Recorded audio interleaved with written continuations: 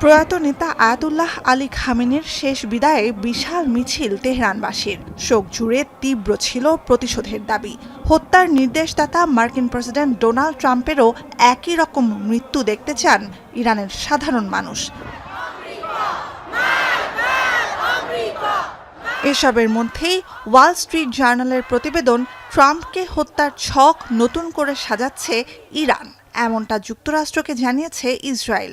ব্যাস, ফের ক্ষেপে উঠতে কাল বিলম্ব করেননি মার্কিন প্রেসিডেন্ট। সামাজিক মাধ্যমে শুক্রবার লেখেন, ইরানের দিকে তাক করা আছে 1000 ক্ষেপণাস্ত্র। ট্রাম্পকে হত্যার চেষ্টা হলে পুরো ইরানকে ধ্বংস করে দেবে ওয়াশিংটন। জানান, এ সংক্রান্ত প্রয়োজনীয় নির্দেশনাও দিয়ে দিয়েছেন তিনি। এর আগেই অবশ্য ট্রুথ সোশ্যালে দেয়া আরেক পোস্টে ট্রাম্প দাবি করেন, ইরানের বারবার অনুরোধে সাড়া দিয়ে যুদ্ধবন্ধে আলোচনার টেবিলে ফেরার সিদ্ধান্ত নিয়েছে যুক্তরাষ্ট্র, যদিও অস্ত্রবিরতি আর কার্যকর নেই বলেও উল্লেখ করেন। প্রতিক্রিয়ায় সামাজিক মাধ্যম এক্সে ট্রাম্পের দাবি প্রত্যাখ্যান করে তেহরান, জানায় এমন কোনো অনুরোধ তো করাই হয়নি। বিশ্বকাপ দেখুন বায়োস্কোপ প্লাসে, সব নেটওয়ার্কে, সব ডিভাইসে। তবে বৈরী দুই দেশের সংঘাত বন্ধে মধ্যস্থতাকারী হিসেবে কাতারের প্রস্তাব ফিরিয়ে দেয়নি তেহরান। আর আলোচনায় ফিরতে বিশ্বের গুরুত্বপূর্ণ বাণিজ্যিক নৌপথ হরমুজ প্রণালীতে জাহাজ চলাচল সচল করতে তেহরানকে চাপ দিচ্ছে ওয়াশিংটন ও পশ্চিমা মিত্ররা।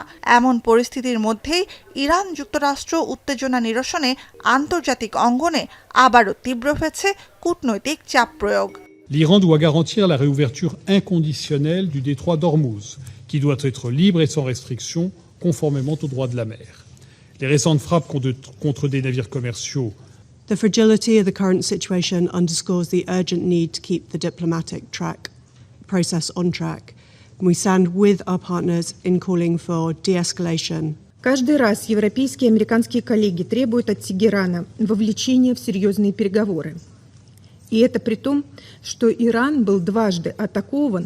一是维护停火止战局面，美伊谅解备忘录承诺尊重彼此主权和领土完整，永久停止所有战线军事活动。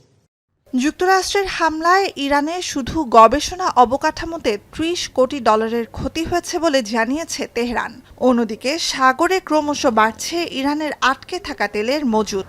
অস্ত্রবিরতির সমঝোতার আওতায় তেহরান রপ্তানিতে গতি বাড়ালেও মার্কিন নিষেধাজ্ঞার কারণে কমেছে বিক্রি। নুজহাত কামাল, এখন বিশ্ব।